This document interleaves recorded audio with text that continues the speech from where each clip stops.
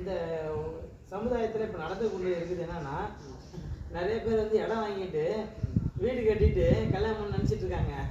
அது வந்து முட்டாள்தனம்னு சொல்லுவேன் நான். ஏன்னா இப்போ வந்து நிறைய பேர் வந்து இடம் வாங்கி வீடு கட்டிட்டு பொண்ணு தேடி தான் இருக்காங்க, 50 வயசு வரைக்கும் தேடி தான் இருக்காங்க. சரிங்களா? பொண்ணு கிடைக்கல. அப்போ என்ன நினைக்கிறாங்கன்னா, எதுக்குதான் இந்த இடம் வாங்கணும், எதுக்குதான் வீடு கட்டினு போய் வருத்தப்பட்டு இருக்காங்க. நான் என்ன சொல்கிறேன்னா, நீங்கள் கல்யாணம் பண்ணிட்டீங்கன்னு வைங்களேன், உங்கள் கல்யாணம் பண்ணிட்டு நீங்கள் மனைவி குழந்தைங்க வந்துட்டாலே நீங்கள் செட்டில் ஆன மாதிரி தான். சரிங்களா? வாடகை வீட்டில் இருந்து கூட நிறைய பேர் வந்து சந்தோஷமாக இருக்காங்க. நிறைய பேர் சந்தோஷமாக வந்து பார்த்தீங்கன்னா பசங்களை படிக்க வச்சுட்டு இருக்காங்க. சரிங்களா? அதுதான் நம்ம வாழ்க்கை செட்டில் ஆன மாதிரி. வீடு வாங்கிட்டு இடம் வாங்கிட்டுன்றதுலாம் அதெல்லாம் வந்து இன்றைக்கி நம்ம உயிரோட வரைக்கும் நம்ம கூட இருக்கோம். நம்ம செத்து போயிட்டோம்னா அது நம்மகிட்ட இருக்காது. அடுத்தால் வந்து அதை வந்து அனுபவிப்பாங்க. அதாவது நம்ம அனுபவிக்கிற பொருள் எதுனா நம்ம பசங்களும் நம்ம பொண்டாட்டி மட்டும்தான். அது நீங்கள் நான் சொல்ல வருது என்னென்னா, இடம் வாங்கிட்டு வீடு கட்டிட்டு செட்டில் ஆகுதுன்ட்டு செட்டில் ஆகிற மாதிரி கிடையாது. நீங்கள் வந்து கல்யாணம் பண்ணிட்டு பொண்டாட்டி கூட இருக்கிறதும் குழந்தைங்க எடுத்து வளர்க்குறது தான் செட்டில் ஆன மாதிரி தான் சொல்லுவாங்க. ஆனால் இப்போ கல்யாணம் பண்ணி வச்சுங்களேன், அந்த குடும்பம் குழந்தை வளர்க்குறதுக்கு சம்பாதிக்கிற காசு போயிருக்கு. அப்புறம் சொந்த வீடு எங்கேருந்து வாங்குறது? அப்படி சொல்கிறீங்களா? சொந்த வீடு வாங்குறதுன்னு நினைக்கிறீங்க. இப்போ எங்கள் வீட்டு பக்கத்தில் ஒருத்தர் இருக்காங்க. அவங்க வந்து எப்படின்னா, அவங்க சொந்த வீடு வாங்குனீங்களே, அவங்க வந்து எப்படின்னா அவங்க கல்யாணம் பண்ணிட்டாங்க, பொண்டாட்டி சந்தோஷமாக வச்சுக்கிறாங்க. அதுக்கப்புறம் வந்து பசங்க வந்து படிக்க வைக்கிறாங்க. பசங்க படிக்க வச்சு நல்ல ஒரு வேலையை எடுத்து ஏற்படுத்தி கொடுத்துட்றாங்க. கவர்மெண்ட் வேலை, ஐடி கம்பெனியில் ஒர்க் பண்ணுறாங்க. அவ்வளோதான். அவங்க பொறுத்த வரைக்கும் சொந்த வீடு நிலமெல்லாம் நம்ம சொத்து நினைக்கல. அவங்க வந்து பசங்க வந்து நம்ம லைஃப், பசங்களோட லைஃப் நல்லா இருந்தால் போதும் மட்டும் நினைக்கிறாங்க. உண்மையாக சொல்ல போகிறேன், சொந்த வீடு வாங்குறதோட வாடகை வீட்டுலேருந்து கூட பசங்க பசங்க நல்லா வளர்க்கலாம். பசங்க நல்லபடியாக ஒரு இடத்துல வேலை வாங்கி தரலாம். ஏன்னா நம்ம வந்து பசங்க சந்தோஷமாக இருந்தால் நம்ம சந்தோஷம். சரி. ஆனால் உங்களுக்கு என்ன வயசாகுது? எனக்கு 32 வயசு ஆகுதுங்க. எங்கள் அண்ணனுக்கு 37 வயசு ஆகுது. ராமராஜ் சொல்லுவாங்க. என் பேர் பிரபு. எனக்கு இன்னும் கல்யாணம் ஆகல, 32 வயசு கல்யாணம் ஆகலை. எந்த லவ்வும் எனக்கு வரல. எங்கள் அண்ணன் லவ் பண்ணல. எங்கள் அண்ணனுக்கு பொண்ணு பார்த்துட்ருக்கோம், எனக்கு பொண்ணு பார்த்துட்ருக்கேன். நல்ல பொண்ணு கிடச்சா நான் தாலி கட்டுற மாதிரி ரெடியாக இருக்கேன். நல்ல பொண்ணு தான் சொல்லுங்க. இல்லை, இப்போ எப்படி சொல்கிறதுன்னா, 32 வயசு வரையும் கல்யாணம் ஆகாமல் இருக்கிறீங்களா? எதனால உங்களுக்கு கல்யாணம் இன்னும் ஆகலை? எதனால் ஆகலைன்னா என்ன சொல்கிறதுன்னா, இப்போ எங்கள் அண்ணனுக்கு வந்து பொண்ணு பார்த்துருந்தோம்னே, அதில் வந்து பார்த்தீங்கன்னா நாள் தள்ளி போயிடுச்சு. எங்கள் அண்ணன் வந்து கல்யாணம் பண்ணுறதா ஒரு பொண்ணு இருந்தாங்க. அது மொத பொண்ணு. அந்த பொண்ணு வந்து சென்னைக்கு வந்துச்சு. வந்து இங்கே வேலை பார்த்த இடத்துல வந்து ஒரு பையனோட லவ் ஆகிடுச்சு. அது போயிடுச்சு. எங்கள் அண்ணன் கிராமத்தாரில், அதனால் வந்து அந்த பொண்ணை நினச்சி பொண்ணு இருக்காது. சரி, அவர் கல்யாணம் பண்ணாலும் பண்ணுவார்னு வச்சுருந்தேன். அவர் பண்ணுற மாதிரி தெரியல. அவர் சொன்னால் நீ படிக்கிறது. நான் இப்போ தான் முயற்சி பண்ணி ஒரு 3 வருஷம் பார்த்துட்ருக்கேன். எனக்கு லவ் வரல. நான் ஆர்ட் வச்சுட்டு இருந்தேன். இப்போ ஆட்டோ ஓட்டுறேன். எனக்கு லவ் பண்ண தெரியல. அதனால் விளம்பரம் பண்ணி ஏதாவது ஒரு பொண்ணு எனக்கு பிடிச்சேன், கல்யாணம் பண்ணி வாங்க வச்சு நானும் பார்த்துருக்கேன். உங்களுக்கு ஏதாவது பிடிச்ச கல்யாணம் பண்ணிருக்கீங்க. நல்ல பையன், தங்கமான பையன், சொத்து பத்துலாம் இருக்குது, வீடு வாசல் நிலப்பெல்லாம் இருக்குது, நல்லா பார்த்துட்டு தொழில் செஞ்ச பையன். சரி, இப்போ உங்களை நம்பி ஒரு பொண்ணு வரணும், கழுத்தை நீட்டிக்கணும் அப்படின்ற மாதிரி சொல்லணும்னா நீங்கள் என்னெல்லாம் உங்கள் சைடில், அதை இப்போ நார்மலாக சொன்னீங்களா? இப்போ டீட்டெயிலாக சொல்ல முடியுங்களா? எதை நம்பி உங்களை நம்பி ஒரு பொண்ணு வரணும்னா ஏன் வரணும்? எதை நம்பி வரணும்னா, நல்ல பையன் நம்ம வந்து கடைசி வரைக்கும் நல்லா இருக்குன்னு நினச்சிங்கன்னா, கடைசி வரைக்கும் வந்து நம்ம வந்து சந்தோஷமாக இருக்குன்னு நினச்சிங்கன்னா என்னை தேடி வாங்க. ஏன்னா நான் வந்து எனக்கு ஒரு ஏக்கர் நிலம் இருக்குது, வீடு வாசல் இருக்குது, பாத சொத்து இருக்குது, அப்புறம் ஆட்டோ ஓட்டோன்னு 2000 சம்பாதிக்கிறேன், கார்பரேட் வசதி ஒரு மாதம் 1 லட்சம் சம்பாதிக்கிறேன். நான் ஒரு சந்தோஷமாக பார்த்துப்பேன், ஒரு தேவைன்னு வாங்கி தருவேன். 2வது பையன் வந்து நிறைய பசங்க வந்து எப்படின்னா லவ் பண்ணிடுறாங்க, கல்யாணம் பண்ணிடுறாங்க. காசு சம்பாதிக்க தெரியாதனால தான் நிறைய பேர் வந்து டைவர்ஸ் பண்ணுறாங்க.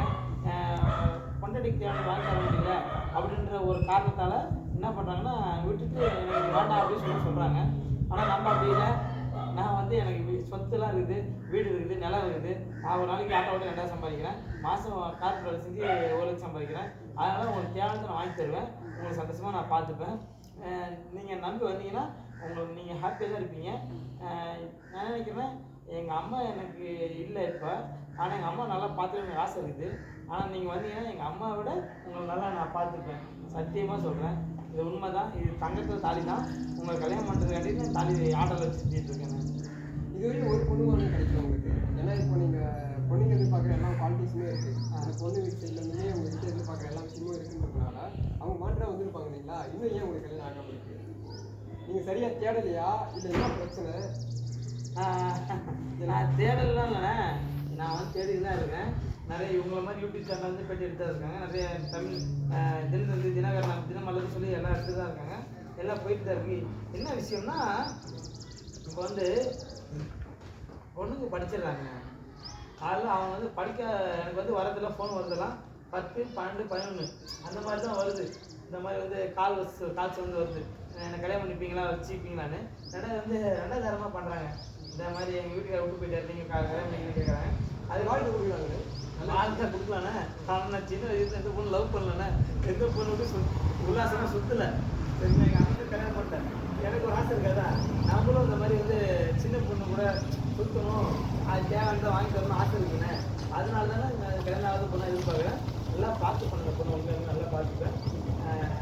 அதான் எதிர்பார்க்குறேன். ஏன்னா நீங்கள் வந்து பார்த்தீங்கன்னா வரகத்தில் இதெல்லாம் ஜாதி ஓகே, நீங்கள் வந்து பார்த்தீங்கன்னா ஜாதி மதம் வரகத்தில் எதுவுமே எதிர்பார்க்குறேன். ஸோ உங்கள் வீட் சைட்லேருந்து அது ஓகேங்களா? ஏன்னா இப்போ உங்களுக்கு அது ஓகேனாலும் வீட் சைட்லேருந்து அது எதிர்பார்ப்பாங்க. அது எப்படி நம்ம வீட்டில் இந்த மாதிரி இது பண்ணலாம் அப்படின்னு பார்த்தாங்க. எங்கள் வீட்டில் சரி என்ன சொல்கிறாங்கன்னா, எங்கள் வீட்டில் சேர்ந்து அவங்க வந்து என்ன சொல்கிறாங்கன்னா, உன்னோட சம்மதம் எங்கள் சம்மதம் அப்படின்னு சொல்லுவாங்க. உனக்கு எந்த மாதிரி பொண்டாட்டி வேணும் அப்படின்னு நினைக்கிறியோ அப்படி கல்யாணம் பண்ணிக்க. ஏன்னா அவள் தான் உங்க கூட கடைசி வரைக்கும் வாழ போகிறான் அப்படின்னு சொல்லி எங்கள் வீட்டில் எங்கள் அப்பா அம்மா சொன்னாங்க, எங்கள் அம்மா எங்கள் அப்பா சொன்னாங்க. அதனால அந்த மாதிரி தெரிவிட்டு இருக்கேன். அந்த ஜாதி மதம் கடை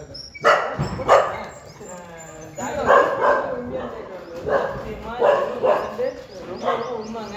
எல்லாரும் அப்படி நினைக்கிறாங்க, கல்யாணம் பண்ணிக்கிறாங்க, ஃபேமிலி சாப்பிட்டு அப்படி நான் பண்ணல. உண்மையிலே ஜாதி மதம் தடை இல்லை, வர வேண்டாம். இருந்தால் போதும், நிலம் முக்கியம் இல்லை. பெயர் பிரபு, சொந்த வீடு நிலம் உள்ளது. ஆச்சாரி விஸ்வகர்மா. அப்புறம் பார்த்தீங்கன்னா போராட நட்சத்திரம் தனுசு ராசி அப்படி போட்டிருக்கேன்.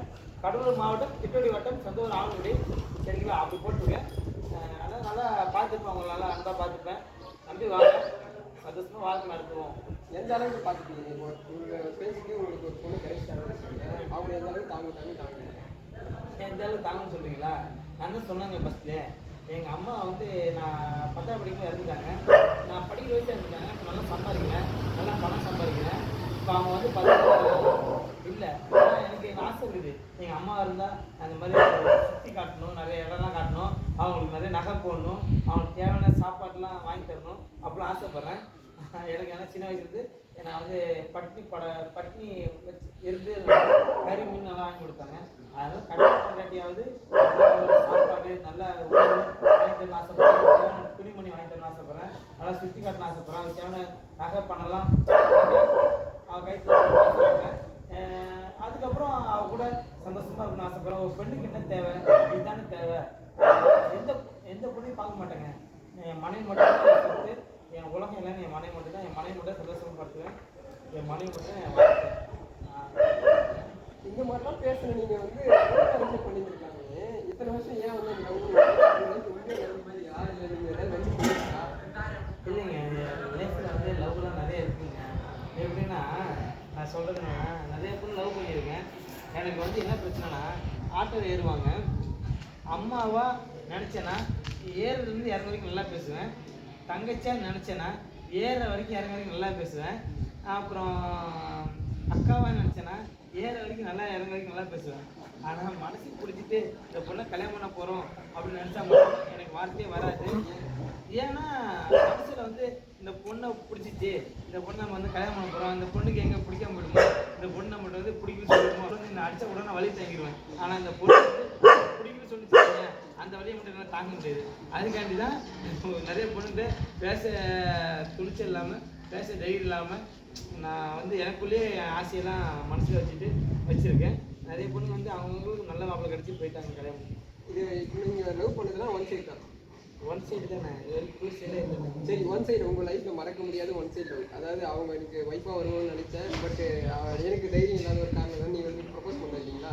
அதனால் அது மேரேஜ் ஆனதுக்கப்புறம் எப்படிலாம் ஃபீல் பண்ணீங்க? அந்த ஒன் சைடு மறக்க முடியாத லவ். எனக்கு ஒன் சைடு இல்லாத எப்படின்னா, பெங்களூர் பொண்ணு தாங்க. பெங்களூர் பொண்ணுன்னு சொல்கிறேன். இல்லை, எப்படி உங்களுக்கு பழக்கமாச்சு? ஏன்னா நீங்கள் பெங்களூர் கிடையாது இல்லைங்களா? நான் பெங்களூர் கிடையாது தான். அந்த பொண்ணு எங்கள் சொந்தக்கார பொண்ணு தான். அது எப்படின்னு தெரியல, அந்த பொண்ணு மேலே எனக்கு ஒரு காதல் ஆகிடுச்சு. அது எனக்கு தெரியல, ரொம்ப பிடிக்கும்போது அந்த பொண்ணு மேலே எனக்கு ரொம்ப லவ் ஆகிடுச்சு.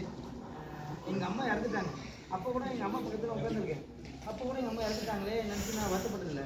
அந்த பொண்ணு வருமே, எங்கள் அம்மா பார்க்க வருமே, அந்த பொண்ணு நம்ம பார்ப்போமே அப்படின்னு நினச்சிட்டு நான் ரொம்ப ஆசையாக இருந்தேன். அந்த பொண்ணை பார்ப்போமே அப்படின்ட்டு.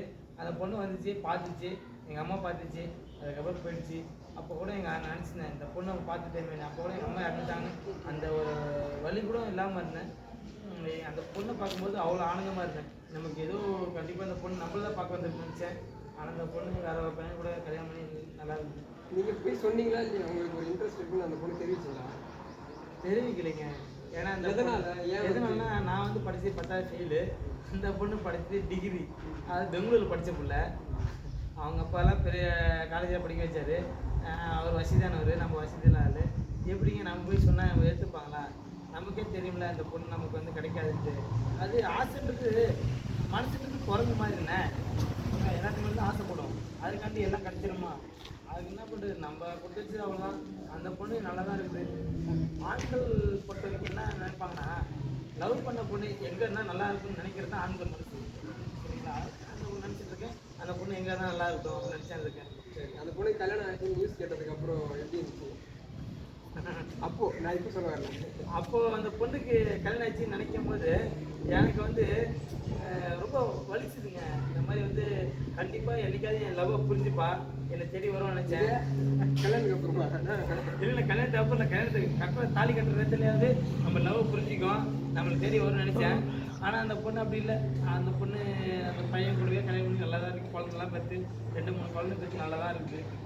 நான் தான் வந்து இப்போ பொண்ணு தேடிட்டு இருக்கேன். சொந்தத்தில் ஒரு முறை போன கூட இல்லையானே? என்ன